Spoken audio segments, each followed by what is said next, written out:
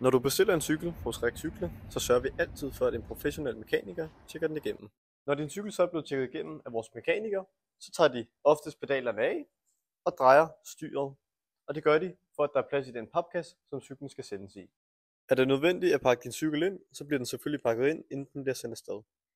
Og er det en elcykel, du har købt, så sørger vi altid for, at al elektronik er opdateret til nyeste software. Nu er cyklen kommet i en papkasse, og den er klar til at blive sendt afsted.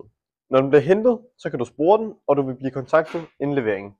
Nu skal jeg til at rette styret, og til det, der bruger jeg som sagt min Nubraco-nøgle.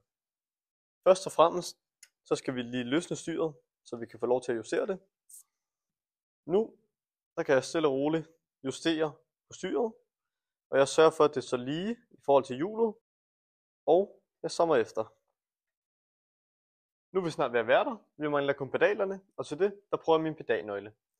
Vær opmærksom på pedalerne, der står om de skal monteres i højre eller venstre side.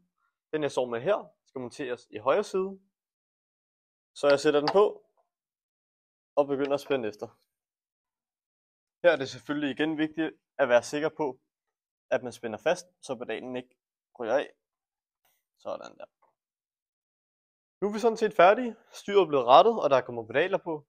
Så stort tillykke med din nye cykel, og god fornøjelse med den.